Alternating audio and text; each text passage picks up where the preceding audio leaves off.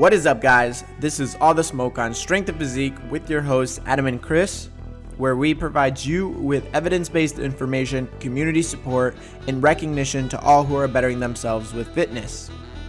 Welcome back to All the Smoke on Strength and Physique, man. We got another special guest. Not a doctor, but master's in science. Is that correct? No, so I actually just have a bachelor's in exercise science, guys. Oh, okay. Well, That goes to show sometimes the degree don't really mean anything, but the experience and the grit of really just educating yourself and going through everything. We got William. Can you please pronounce your last name so I don't butcher it? Yep, Grazione. William Grazione. So, boss man, for those listeners that tuning in that don't know who you are, could you please go ahead and introduce yourself? Yeah, sure. I really appreciate you guys having me on. Obviously, I hope that all the words that we say are going to be a blessing to our audience.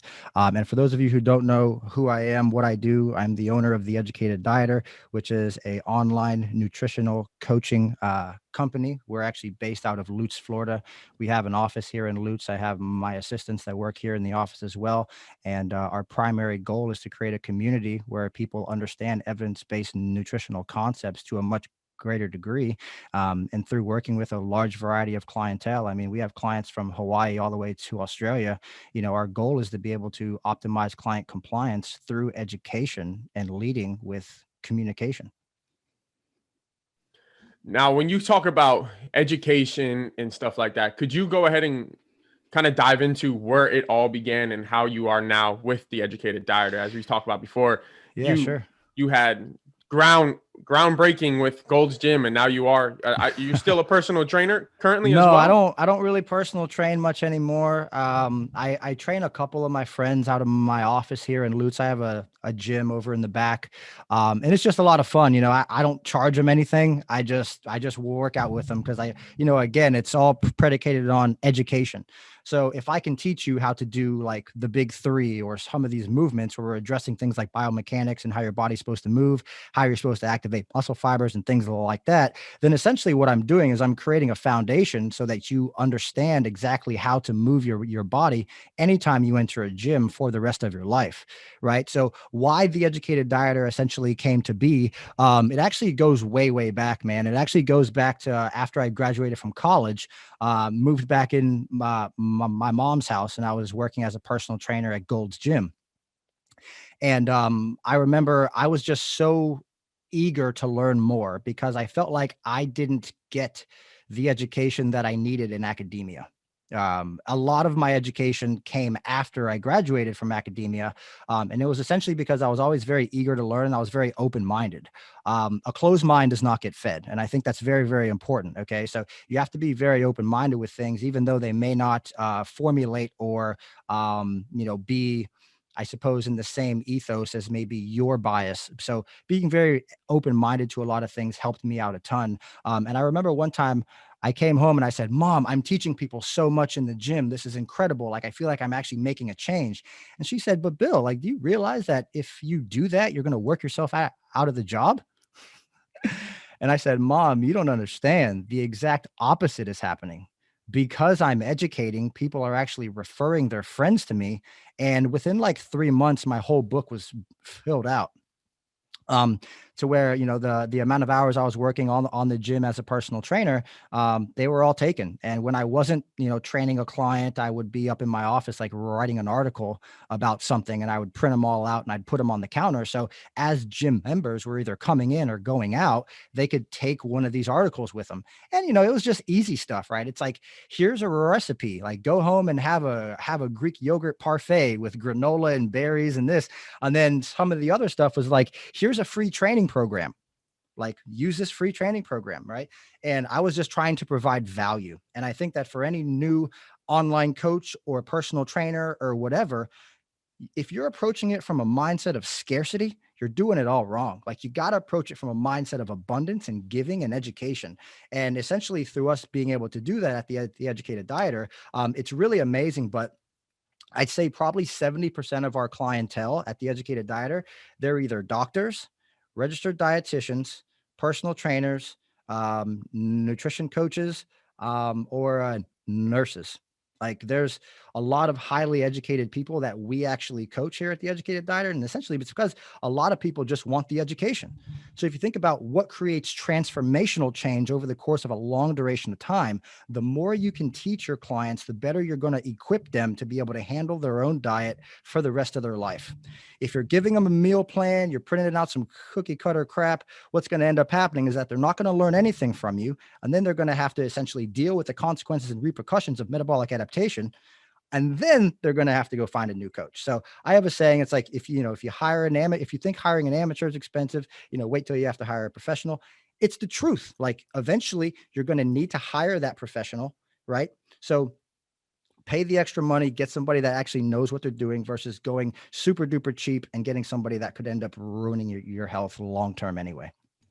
So that's some great stuff. I have questions about that process. What's that time frame that you were like? Because I'm currently at your beginning stage. I just graduated and wanting to learn a ton more, considering probably definitely going back for my doctorate in physical therapy, just because I feel like the more I learn, the more I don't know. Like, 100%. Yeah. So I was actually wanting to go get my master's in physical therapy before I found bodybuilding.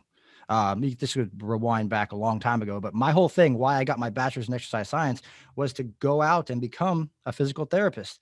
And essentially what I realized was that it was going to cost me $100K extra in debt. And I did play football in college. So I had a scholarship, but it didn't cover everything. Right. So when I graduated, I got this big bill and I'm like, damn, I'm 22 years old and I owe a lot of money. And so the whole idea of, I guess, going through this phase, it took a couple years to be able to find myself as a young man and trying to determine what I wanted for my life. Like there were times where I realized, all right, I'm not going 100K in debt to go back to school. I tried to be a police officer for Hillsborough County Sheriff's Department. That didn't end up working out. They wanted to stick me in the prison. And I'm like, dude, I spent my whole life being a good dude. Like I'm not going to be, locked in jail.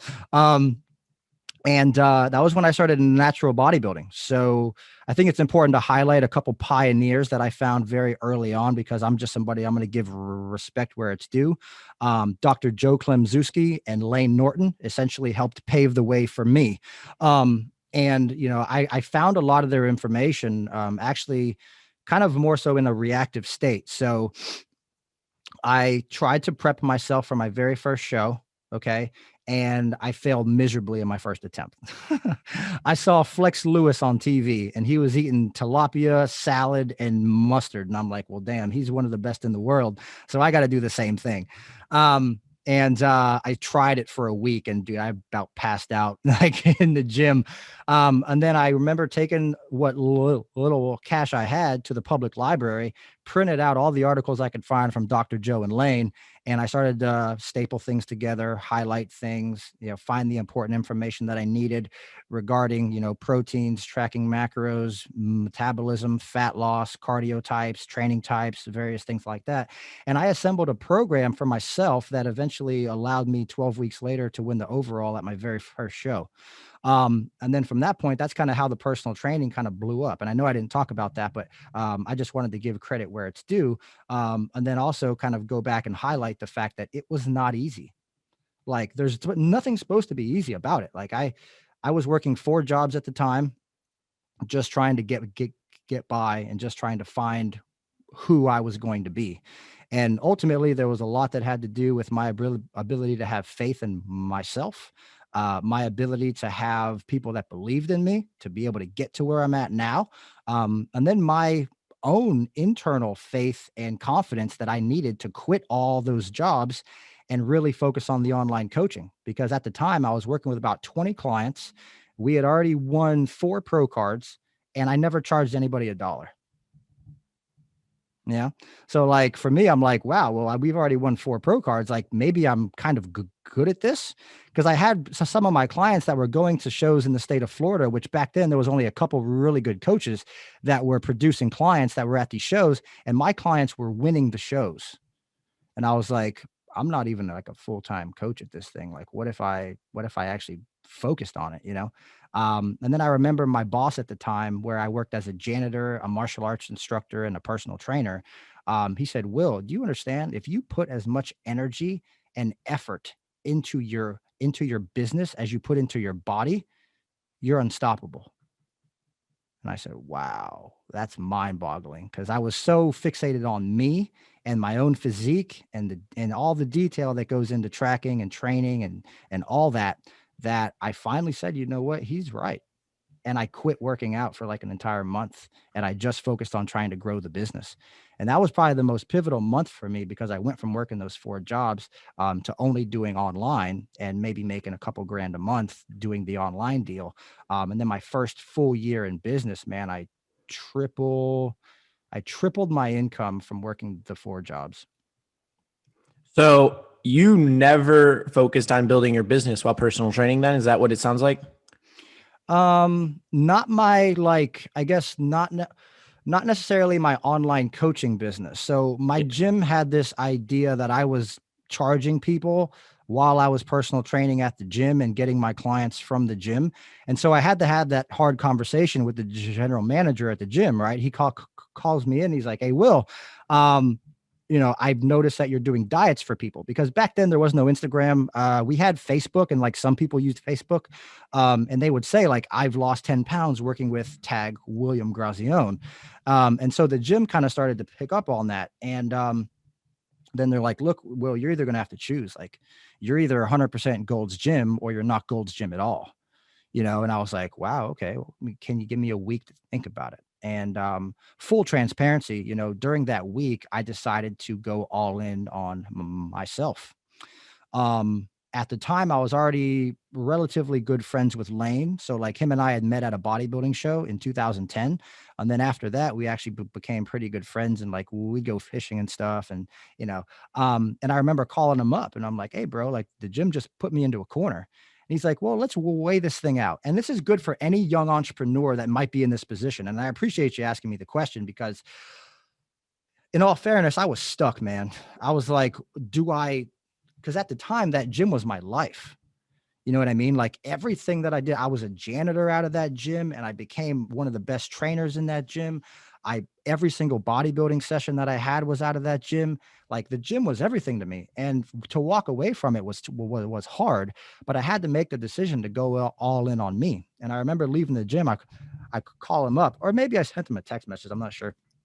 And I told him everything. We laid out the financial details of it and everything. And he goes, tell the gym to kick rocks. You can do this. And I was like, well, if he's telling me I can do it, you're damn right I can do it, from that point, it didn't take much, but about a month before I had whatever income I was missing was back in my pocket, and we were kind of off to the races. So yeah, I think for any personal trainer that's in that position that works for a gym, and they want to go full-time online or full-time themselves, it's a challenging decision to be made. And I can't speak for anybody else, but I can tell you that it was the most empowering decision I've probably ever made in my professional career. Yeah. And the reason why I ask is I am that young entrepreneur trying to transition to strictly online coaching, natural bodybuilding as well. Okay. I have no belts under my hand, but I'm doing the exact same thing you did initially, is just trying to set myself up for the best success so I can go in and win my overall my first time. Yeah. And luckily I'm very transparent with my bosses at Crunch. Crunch is where I currently work. Yep. And they're understanding that as long as I'm not taking clients from Crunch, then that's not an issue, which I haven't had with that transparency. I haven't had any major conversations. I think a manager had came in and started questioning me, and I felt very attacked personally, but it's their job to protect their club as well. Yeah, 100%. I mean, and too, like I wasn't accepting money at that time. It was more like I used everybody as like a case study. Like that was my goal, was to make case studies. Cause I'm like, if I can prove I'm good, that's all I need. Like that's the foundation of my business. And I proved that I was good. I made a bunch of transformations before and after. And then when they gave me the ultimatum that week, like I said, that week that I was like, can I have a week to think about it? What I did was I took any money that I had, which was not much. I had like $300 in my account. Okay. I drained my account and I went to play it against sports, and I bought this cheap squat rack, like a bench, some dumbbells. I got some free stuff. I got some weights from an alleyway and I cleaned them up and I put them all in my garage. And that week I built my own small gym in my garage and I started to charge my nutrition clients $100 a month. Right. And then so I was like, all right, well, now I've fully committed. Like now it's now or never. And that was probably the hardest transition for me, man, was just because my wife at the time, she had a good paying job that helped us out a lot with our bills. I mean, she was paying the majority of the bills and stuff. As a man, like I legit went like a month without getting a paycheck. So that was probably the hardest part. But then once, I realized what I was doing and I started to have more time to focus on my craft and my skill, then the business essentially easily grew from there. Yeah. And I think that's another important thing that people don't see is we're trying to build, because I'm doing the exact same thing now, working for free. I'm trying to get some bodybuilding clients, bikini prep clients, and I'm doing it for free, mainly just because I want the experience. I know I have the proper education. USF is very strongly oriented towards bodybuilding. Yeah. But it's just a grind at first. But something that Adam mentioned, and I'm really glad he wanted to ask, is blood work. How do you use blood work, or when does it become an important factor to know for guiding clients through dieting or like a reversal process?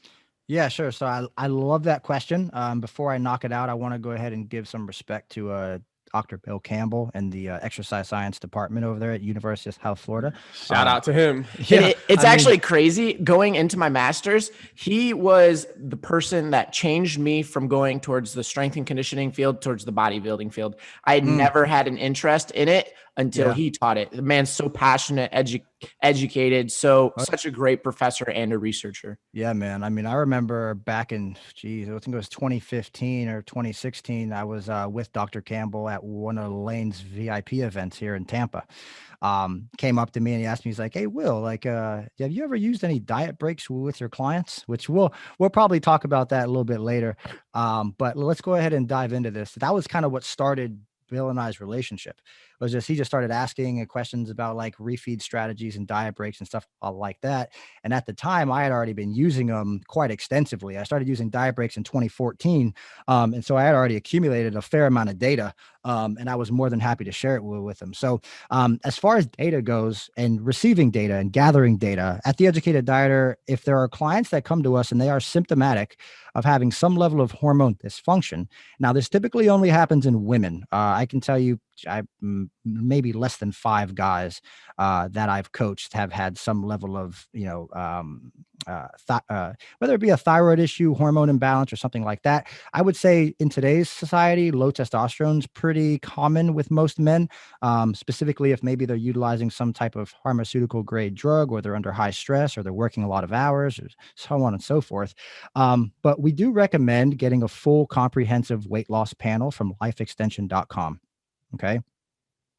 The primary reason that we recommend that is because what it does is it gives us a very good look on the inside of the person's body. What I mean by this is that if we are to walk into a gym, right, and we hire a personal trainer. Now, personal trainers are not supposed to know how to read blood work, so I don't want anybody to confuse this. However, they're looking at you and they're saying, okay, well, Sarah has to lose 20 pounds of body fat to look the way she wants to look. I am completely ignoring anything regarding her internal health, and my job is just to work her out as hard as I can to reach the result. So what do? I implement a diet program. She comes to see me 3 days a week. I have her pushing a prowler, doing all this HIIT cardio. She loses the weight, but we're not necessarily aware of the internal hormonal side effects of that 20-pound fat loss. Okay. And so I can't just address somebody from the external physique perspective. I also want to address them from the internal health perspective, because I believe that your internal health is a direct correlation to your external appearance. Okay. So with that being said, weight loss comprehensive panel from lifeextension.com, It's like $200. If you have really good insurance and you can get it through your doctor, then I would say go that route. But I would not recommend going through somebody else because sometimes it can cost you $700 or $800 to get everything that you would need to have checked. Now, what we're looking for the weight loss comprehensive panel, we're looking at a standard CMP, standard CBC, your vitamin D3, which most people are very deficient in. So most people's labs that we take a look at, their labs are coming in between 15 vitamin D and like 30, somewhere around there. The optimal range would be somewhere between maybe 80 and 100. If we can get between 80 and 100, chances are we're essentially optimizing your pre-hormone, which is vitamin D, that can essentially open up all of the pathways to allow all of your other hormones to flow. And why this is happening is very simple. It's because people spend so much time inside and nobody gets direct sunlight, especially people that live in climates where maybe in the winter, they don't even see the sun for like 6 months in a row, or it's raining or it's snowing and things like this. So a lot of people actually become vitamin D efficient. So I would highly recommend that you have your vitamin D checked. As far as the other hormones, we're looking at stress hormones such as cortisol. We're looking at sex hormones like testosterone, estrogen, progesterone. And then we're also looking at thyroid hormones such as your thyroid stimulating hormone or TSH, T4, T3, which is your metabolically active hormone, and then reverse T3, which is the unusable form of thyroid hormone that typically elevates as cortisol elevates. So there's a direct correlation typically with reverse T3 and cortisol. So usually that's what we're usually looking for. To break it down very simply, we're looking for stress hormones, sex hormones, and thyroid hormones. Okay. Now, how we use this in terms of maybe, working with a client is to say, if we have somebody that has some level of dysfunction occurring, whether they have really bad GI problems, whether they can't lose body fat despite eating very low calories and doing a lot of cardio, maybe they're having hair loss issues, dry skin issues, amenorrhea in young females or any female for that matter. There's a lot of things that could be the potential red flag to where we would say, hey, I think it's a good idea for you to spend this $200 and get your bloods checked. Okay. And when we get those bloods back, we can then determine the internal health of the person. So if we can determine the internal health of the person, we as the coach at that point in time, we can provide validation for our efforts to focus on health. If a client comes to you and they say, I just want to lose 10 pounds of body fat, I'll say, okay, Sharon, well, just so you know, your cortisol is at 25 and your reverse T3 is 21. She says, what does that mean? And then we can educate. Okay, well, it means that your body's under a high state of stress. So then maybe we could check their blood sugar as well. And if they're insulin resistant, well, guess what? We probably need to bring stress down. You know what I'm saying? So you can't bring stress down if you're focusing on an intentional calorie deficit and doing a bunch of exercise. You have to bring stress down by being proactive and programming in recovery methods. Okay, so recovery methods such as maybe bringing training down, eating more calories, trying to, maybe transition yourself from maybe being in a sympathetic dominant state, which is a high stress fight or flight response, maybe into being more in a parasympathetic state, which is kind of more of a calm, easing energy. And if we can do that with them, usually over the course of 6 months, chances are we can get them in an amazing position to lose body fat and have an epic transformation. But if we don't do that first, that process for them is going to be very, very challenging because, again, you don't know what you don't know. So if I take this high stress person or this estrogen dominant female or this very low testosterone female, a whole host of things, and we place them into a calorie deficit, okay, and we don't know what's going on inside, but we keep trying to take away calories and add more cardio, we're actually doing more harm to their female physiology than any good. And it's all because you, the coach, don't have the awareness. Now, what is like the red light for you to really stimulate or request this blood work? Is it going into a deficit and her kind of giving you that feedback of, coach, like, it's just, I feel like crap, I'm high stress? Or is it when somebody comes to you, hey, here's my diet report.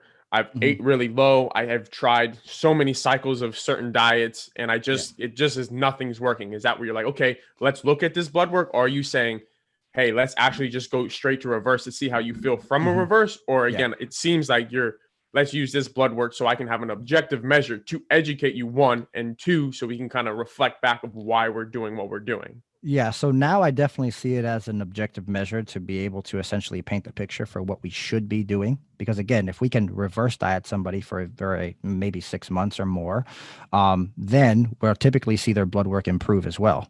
Okay, so we can not only just say this arbitrary number of, and you guys have heard this before, but you got to reverse diet for 6 months in order to get all your hormones back in balance and so on and so forth. What we can essentially do is, if you're looking at blood panels, you can actually see, is that true? Like, it was 6 months enough time? Because if it was, fantastic. But for some women, it might not be. I've had to reverse diet somebody. I think the PR, I guess you would call it, was 13 months. It took us to get her back to functioning perfectly. And now she's actually dropped like 37 pounds. But during that time, she actually had to gain about a dozen. You know, she was not happy with me. She almost quit at 6 months in. But I told her, like, look, you don't have any other options. Like, what else are you going to do? And she just stuck with it. At 9 months, we kind of had a breakthrough at 9 months, because she was like, I just don't care anymore. Like, I just don't care about being lean and losing body fat. Like, I understand now we're in a health phase. And I oftentimes tell people that when women can psychologically let go of the stress that maybe they're carrying regarding losing body fat and all that, it's usually a much more freeing environment for them. And then from that point, 3 months later, her body actually started to kind of naturally respond all by itself. I didn't even make any macronutrient adjustments. But what I noticed was that it's almost like her body composition started to change for the better. So like, she started to get a little bit tighter. It looked like she was starting to build a little bit more muscle. She was sleeping incredibly well. And once her body started to do that, then I'm like, let's go ahead and try this thing out. Because we tried it at 6 months. I did not try it at 9 months, but then at 13 months, we tried again. And like I said, she's dropped like 37 pounds over the course of I'm not sure how much time it's been, but now she's down 37, and we can bump her calories back up, bump her carbohydrates back up to over 200 grams a day. And she just holds her new weight, you know? So a lot of it's to be able to take a look at the data, have extra information, because again, it's like, if I'm just telling you, yeah, it's going to take us 6 months to reverse, but I don't have anything to support that, you know. And keep in mind too, I coached people for 8 years before I ever looked at a blood panel. So I'm not saying that you absolutely have to. I'm just saying that once I started to do it, it opened my eyes up to what I was missing for the last 8 years. I will also say, what's the red flag, as you put it. Usually these women know they have some type of issue when they reach out to us. Now, I will say that I choose to believe my clients, especially if I do like a diet audit and I look at, okay, send me an example of everything you're eating. Every single food, put it on some paper, send it to me in an email. I need to see it, because you guys know as well as I do that dietary adherence is the number one reason why people don't reach their goals, right? Now, on one side, people would say, well, if they're not losing body fat, it's just because they're not adherent to their diet. And I just saw it so often to where these women were adherent to their diet. They are exercising. They are eating pretty low calorie, you know, they're doing their cardio, and they're still not responding.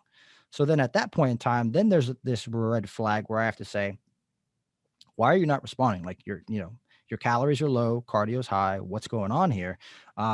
And many a time, this is where, you know, maybe those women would also have like GI problems, hypothyroid problems, maybe an estrogen dominance due to maybe birth control, or a change or a transition in birth control or something like that. So that's kind of, I guess, the foundation of what we approach or what we look at. So this is a psychological question. How much of that at that 9 month mark where she finally fully bought in, she was like, I'm not worried about getting lean. How much of her success after that was from the psychological side, do you think? Then can I add to that? What are you trying to change mindset wise? I know you keep saying now, hey, we're focusing on health, but a lot of people don't want to hear that, right? They come to you, I want to lose fat. Now you're increasing calories, but how are you describing it to switch their mindset into, okay, this is about health. This is about the long haul. Yeah, so a lot of it, in my opinion, regards or it's around a pivot. And when I say a pivot, what I mean by that is that they've been told their entire lives that eating less and doing more is the only way for them to lose body fat. And keep in mind, most of these people that we're talking about, they're the ones that are going to the grocery store and seeing the magazine in the checkout line, and they're like, lose 20 pounds in 20 days, or eat these colorful containers, try this medical fat loss diet, right? And for a lot of them, the reality is pretty simple. Like, you only have two options. Okay. You're either going to go back to the hell that you came from, which is the classic yo-yo, low calorie, maybe a lot of cardio kickboxing classes, F45, Orange Theory, all that stuff in a fasted state, 5 a.m., and you're going to keep spinning your wheels. Or your other option is to trust in this process of eating more, understanding exercise science, understanding metabolic science, and actually doing something that long-term is going to make you feel better. And when you start to feel better, chances are that's when the results start to happen. And for a lot of them, it's the reality that, hey, you can eat more, do less, and you can actually start to build the muscles that you've been trying to build for the last 10 years. You could actually start to feel better. Now, keep in mind that progress in and of itself is not specifically for a lot of people like this. It's not predicated solely on just weight. A lot of it's predicated on how they feel. Are they waking up with energy? Are they able to fall asleep at night? When they go to the gym and train, do they have the energy to train? Are they sweating during their workouts? How they feel about themselves, their dietary adherence, their hunger hormones, like, their ghrelin levels, and can they actually adhere to the program that you've created for them? And once they start to feel the benefits, usually I don't have to say much after that, because they understand, wow, I've been doing this to myself for far too long. And now I firmly understand what I need to do to get my quote unquote health back. And once I can get my health back, then we can actually start to go into that fat loss phase later on. But, a lot of it is them just understanding that, by you treating yourself the way that you have for the last 5, 10 or more years, you've essentially taken the capabilities of performance of a V8 engine, right? And you kind of make it like a 6-cylinder or a 4-cylinder, right? And so all I'm trying to do is get the spark plugs back running. I'm trying to clean the thing up. I'm trying to optimize the performance. And once we can do that, they start to get really strong. I would say that's probably the difference, is the psychological perspective of cardio bunny to building muscle and getting really strong. It's like female empowerment. You know what I mean? It's a life-changing thing, but I feel like it's what everybody needs. So this is great information in regards to the average individual that's not either competing in sports or looking to compete in bodybuilding. Yeah. But let's transition to a bodybuilding approach, someone who needs to get super, super lean. What do you look for in your clients that are trying to enter prep? And we'll get into peak week after that. Okay, cool. So, before I dive into prep, and I know I'm like jumping all over the place here, but I appreciate the questions. The importance to consider when we're talking about like post-show recovery and or contest prep in general is that if you are a female, you have to understand that you will be hit the hardest during any type of fat loss phase or competition prep or anything like that. And there's some pretty interesting research that actually documented a female physique athlete going through a prep. It was a 16-week prep and it was a 16-week recovery phase. And they had blood work done at 3 different stages of that. So they had blood work done at the beginning, had blood work done at the end, and they had blood work done the beginning, end of prep, and then end of reverse. And it was four months of reverse dieting. And they dieted down in a linear fashion, no intentional refeeds or anything like that. And then they reverse dieted in the same linear fashion back up. And the interesting thing to consider was that all hormones returned back to baseline except for testosterone and T3. Okay. Now, training volume, that necessarily wasn't, I don't think that was training volume, training frequency, stress management. Those things weren't taken into account. But what I can say confidently is that 4 months for most women, if they've dieted for 4 to 6 months in a row, is not enough time for them to recover testosterone and T3. So therefore, if you are dieting excessively like a yo-yo dieter, most women will start at 20 years old, and you compromise testosterone, which women do not have a lot of testosterone, right? Testosterone for women's made in the adrenals and the ovaries. And, for them to be able to get that testosterone back can be very, very challenging. And the interesting thing there is that 4 months post show, even reverse dieting properly, it had still not returned back to baseline. So how many of these women are compromising T3 and testosterone at 20 years old and then never actually bringing it back throughout their life? Like they're basically just living with low testosterone and low thyroid function. Now, can I actually change the subject before we get back into the prep? So yeah, sure. This is something that I've always contemplated, and I've asked every, I think, coach that we've had on here. So with someone that is severely dieting, okay, now the fat loss phase is over. Now, we've talked abundance now about reverse. Now, what are your thoughts on the recovery diet of, okay, right, bringing carbohydrates super back up there and trying to stimulate those hormones back in I guess in a quicker fashion? Yeah. So for women, it's something I always do. Now, what is the reason for you relying more on the recovery rather than the reverse? Other than that, I guess that's circumstances of, I guess, using a slower reverse, we're not getting those hormones back to where they are. Yeah. But I guess with the recovery, we're able to get those back. But a lot of individuals, when you say, hold on, I have to go back up to baseline, maybe even above baseline with recovery, and I'm watching the number on the scale spike back up, but we all know here that that's not body fat. That's probably some water, glycogen replenishing, some gut expansion, stuff like that. But what is your, I guess, another reasoning why you would prefer a recovery over a reverse? Yeah. So there's a lot of context here, and it's hard to answer these questions unless we, kind of pinpoint exactly down to what we're talking about. Right. So, if I am working with, and keep in mind that, very small percentage of the population that's health seeking individuals want to compete ever. Okay. And that's why I transitioned my business from being like competition prep specific focus to being more general population focus, because I understood that the extremism, which was, the extremism of contest prep was causing a lot of these hormonal issues, and I wanted to prevent it. And so if we have like a more general population person that they just want to lose 20 pounds of fat, right?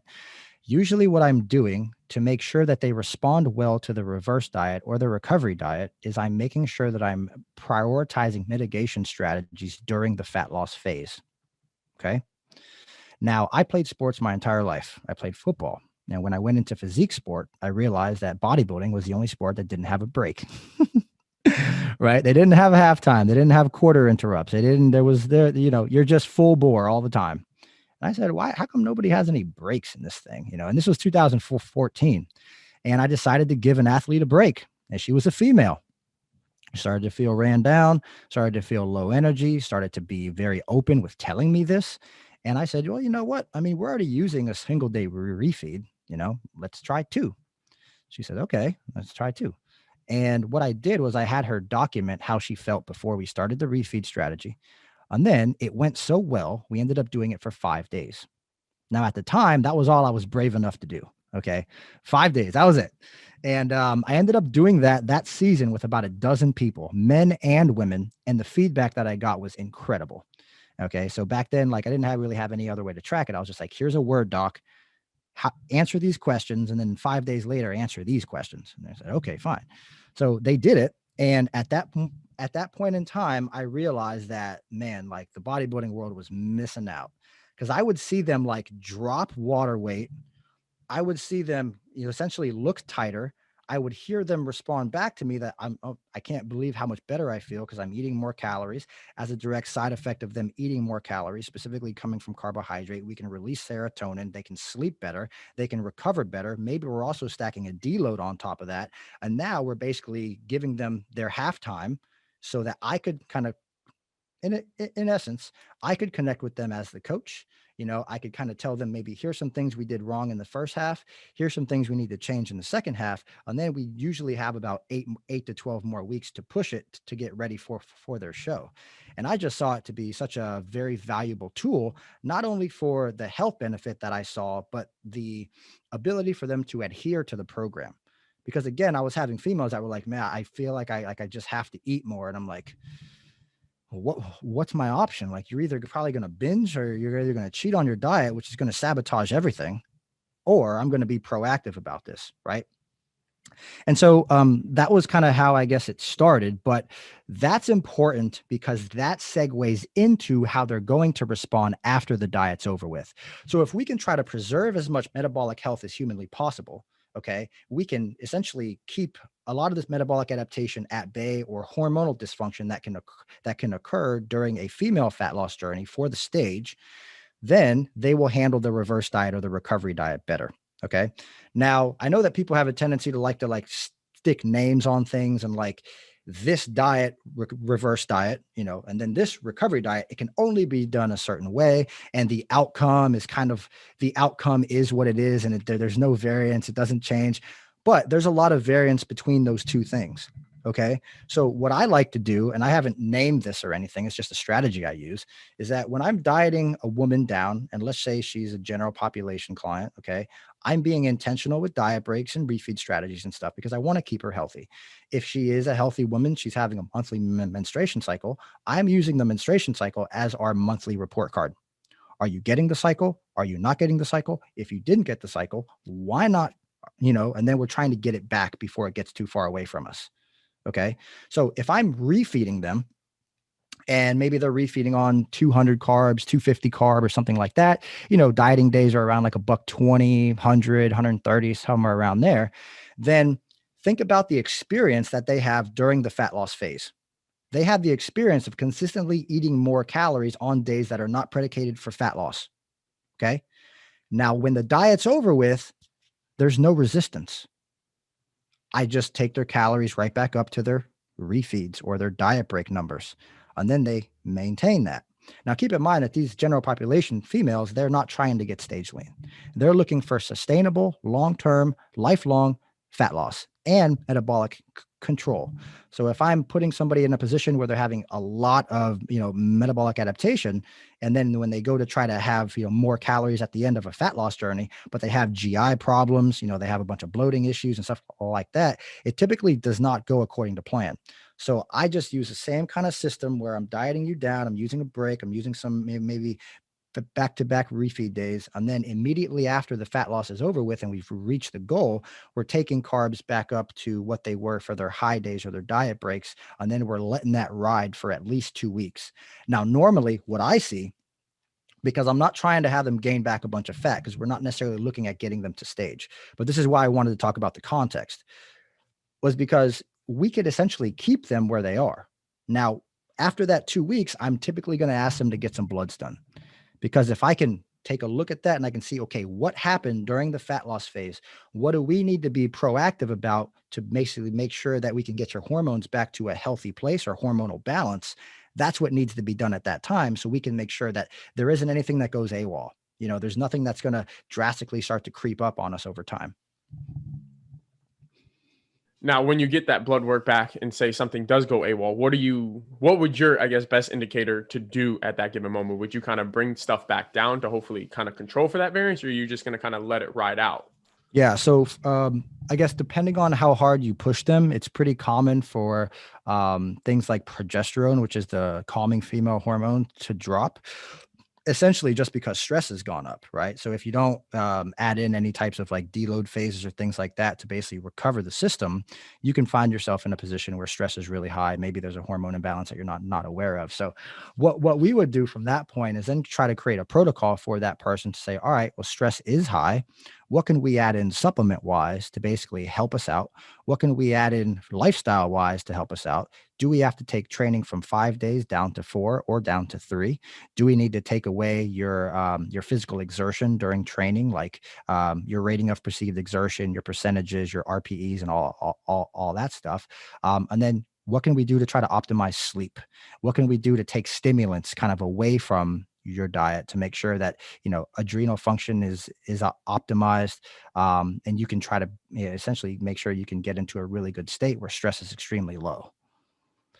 Gosh, I think it's I think the overall message here, honestly, is to almost make dieting, or again, setting yourself up for the second diet of either the reverse or the recovery, to be as easy and the most functional as possible. And I think a lot of people forget about that process because we get so fixated of, hey, the results are happening now, I just want to go back and go crazy. But what I'm hearing is, right, what can we do to, again, set you up for long-term success and not run you through the ground, and let this be a cycle where it's easy, it's sustainable, it's maintainable. And I think nowadays, I think with some of the research on refeeds and diet breaks, it's people like, it doesn't make a difference. What does it matter? But I guess when you look at like the dropout rate, those people that do have those diet breaks or that do have those refeeds, those people don't drop out.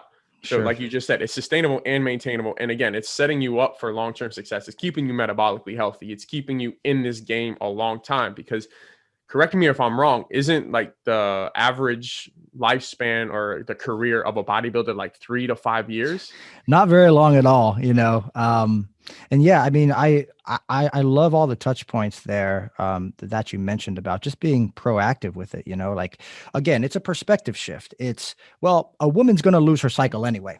It's just going to happen, right? 10% of women will keep their cycles. In my opinion, that's the laziest thing to say. In my opinion, it's just saying, oh, well, we can't do anything about it anyways. So why am I going to care? Why am I going to care about a female's hormones, right? In my opinion, I have a different perspective because I coached a different way, right? So what I noticed was that women that had worked with me for back-to-back seasons or multiple seasons in a row, I had some clients that would coach with me for like 3 years in a row, okay? And what I noticed was that when I used less diet breaks, less refeed strategies, cared less about stress, they would lose their cycles sooner. When I started to use more diet breaks, more stress management techniques, if they lost their period, they might not lose it until they were 4 weeks out, if they lost it at all. And then the less time they go without it, the easier it is to get back. So like we'd be less than a month out, a month post show, and they'd already have their cycle back. Whereas the longer out you are when you lose it, the harder it is to get back.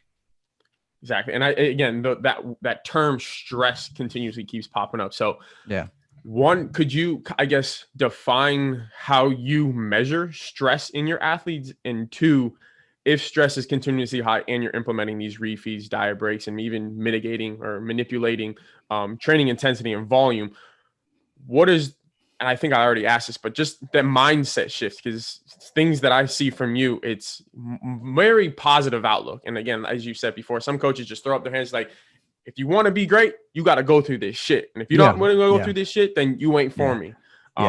Well, I understand that too, because I was like that. Okay.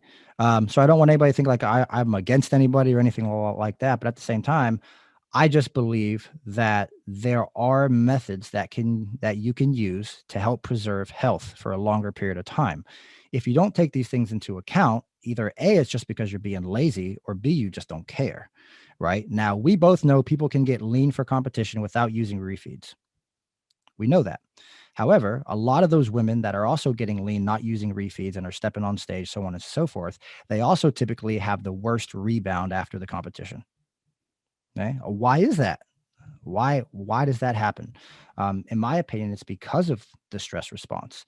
So if you think about it, the deeper hole you dig, the harder it is for you to get out of. Now, how we gauge stress is pretty easy. I mean, we can either, before you start your prep diet or you start your fat loss diet, we could have labs done and we could just check cortisol. We can check fasted blood sugar. Okay. We can just ask the person like about their biofeedback. How are they sleeping? Do they feel like they're stressed? Do they feel like they're anxious a lot? Like, what's going on? Now, I'm all for hard work. I'm all for pushing the gas. I'm all for turning pro. I'm all for, balls to the wall. Like, I understand it. But at the same time, I also think that people need to be open-minded to the potential differences in male and female physiology. And we could actually, in my opinion, protect a lot of women from having a lot of these negative hormonal issues that they're dealing with now, such as things like hypothyroidism, very low testosterone, estrogen dominance, and, a myriad of other things. I'm thinking of the Strict Physique research. I think there was a review done. I wish I knew off the top of my head what this review was, but it was stating once even females that are, if you return to your original weight, your baseline weight before you went into your prep.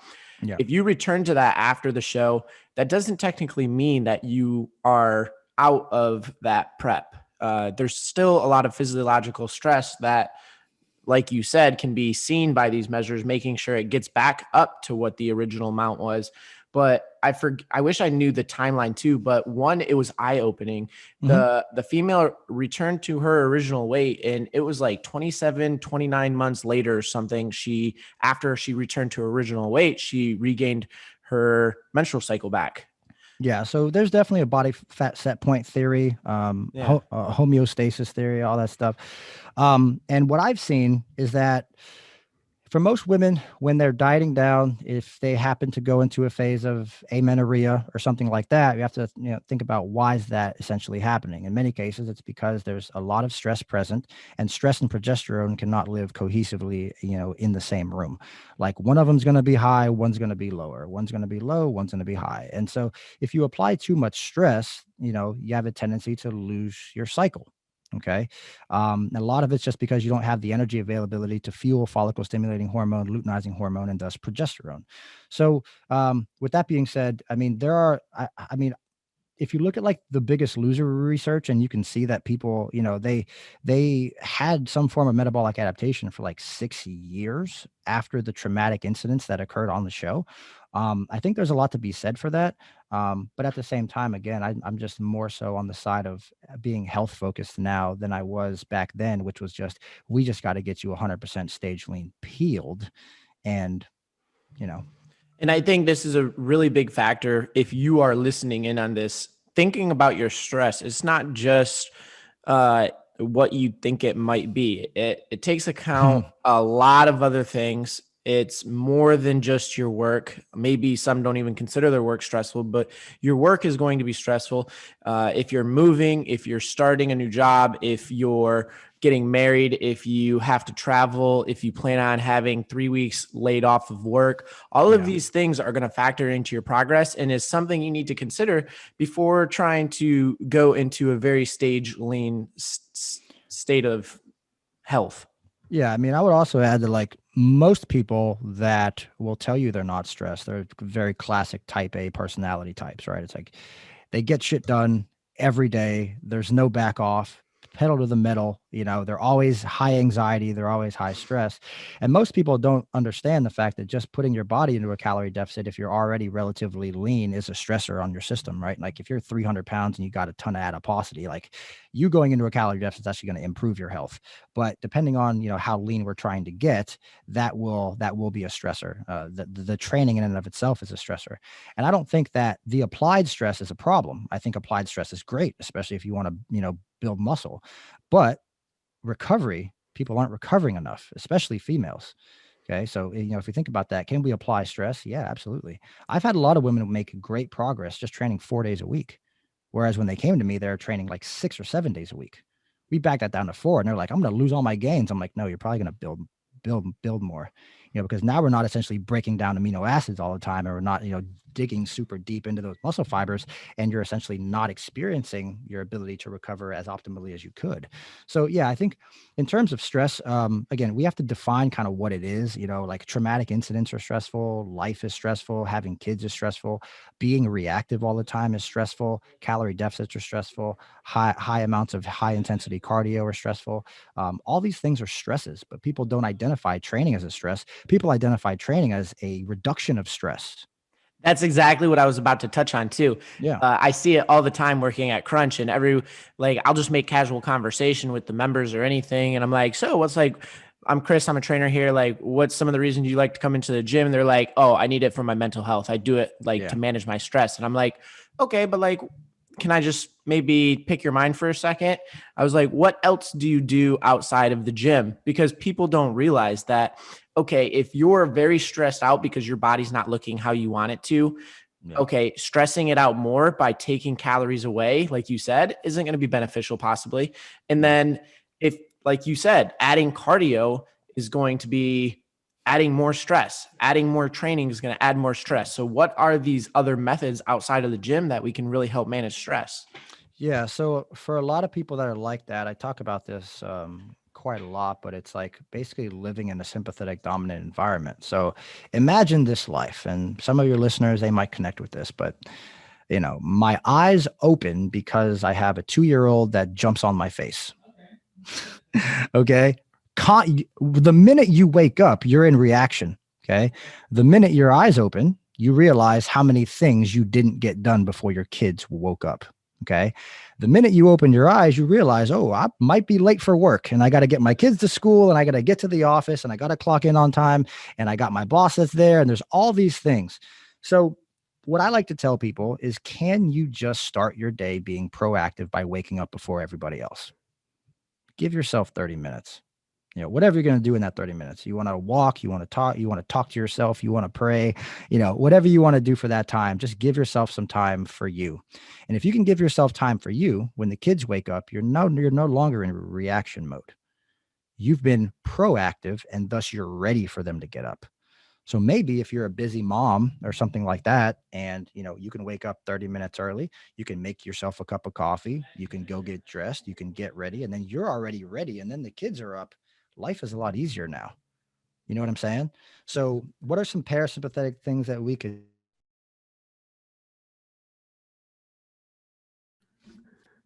Uh-oh, we lost him.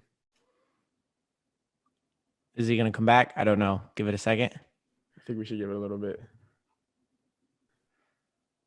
Either way, we could just cut this out. Will, if you're still talking, my man, we can't hear you. Huh? I said, Will, you just cut out for a second.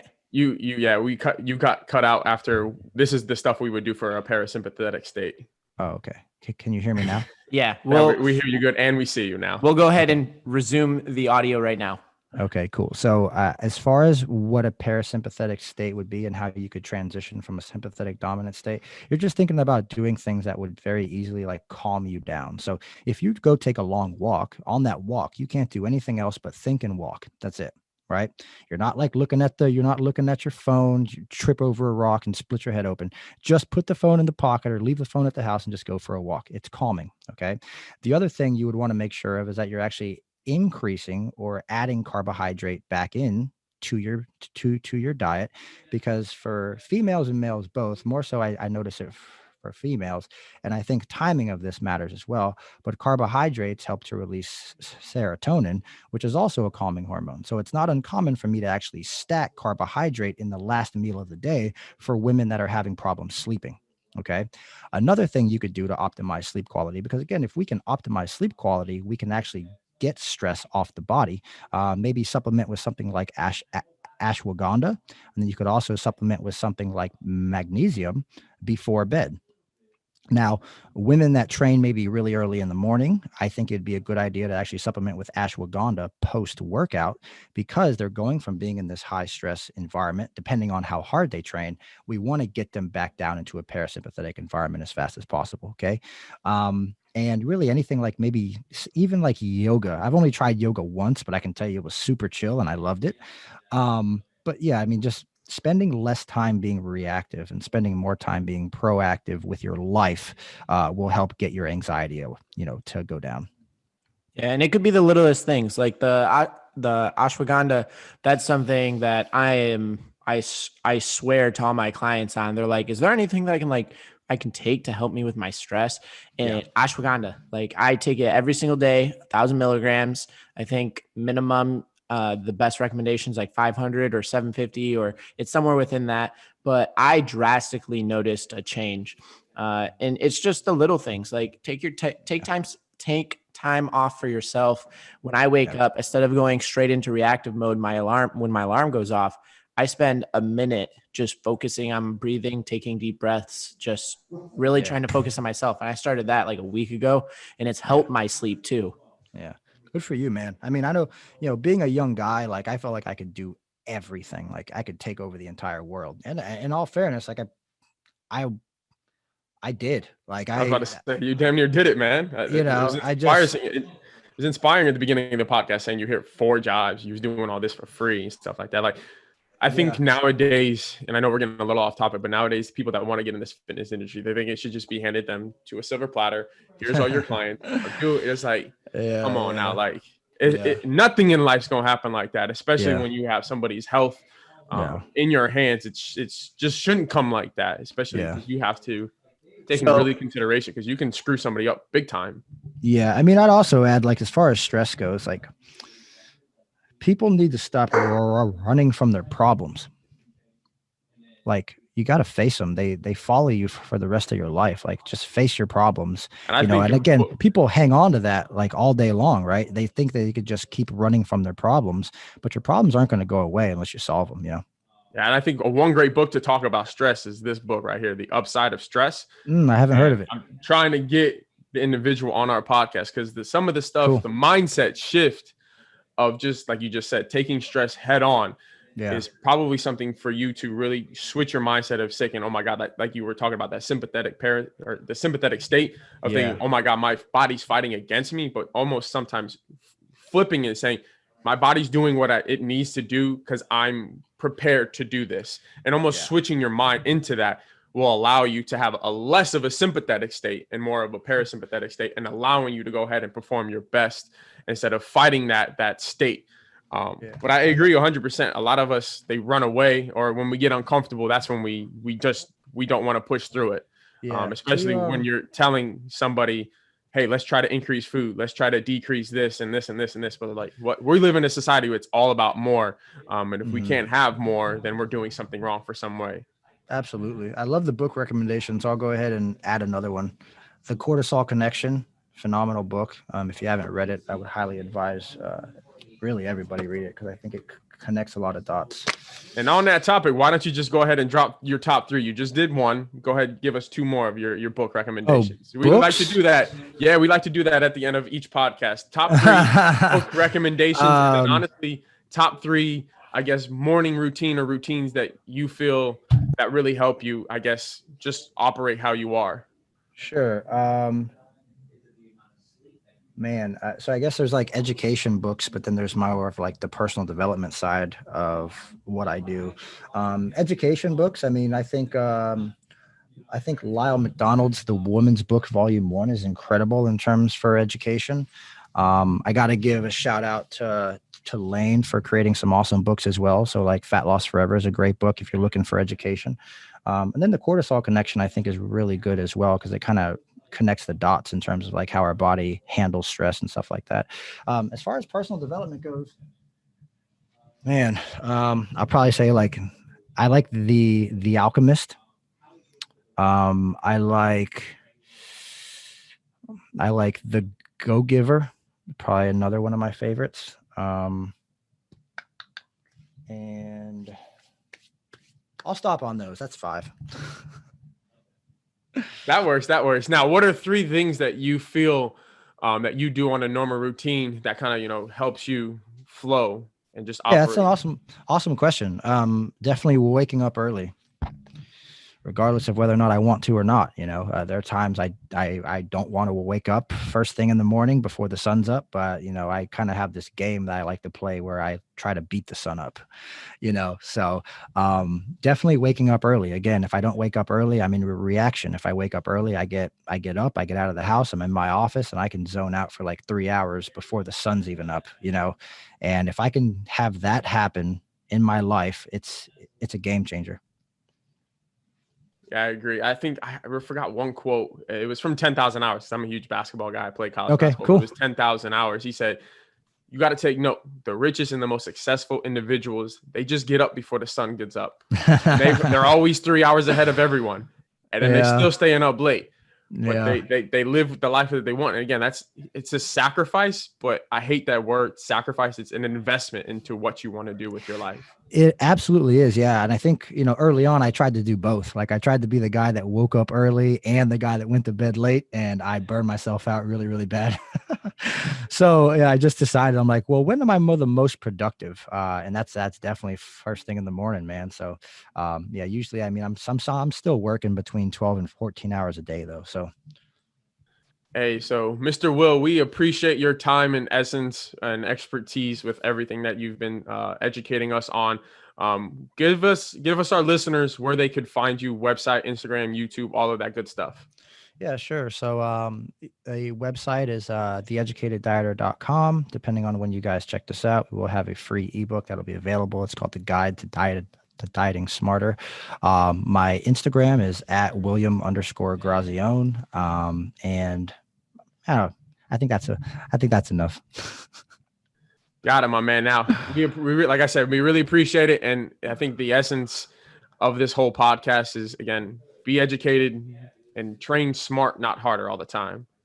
Yeah, I mean, there are definitely times you have to train hard and diet hard, depending on what your goal is. But at the same time, you should always be thinking about the future.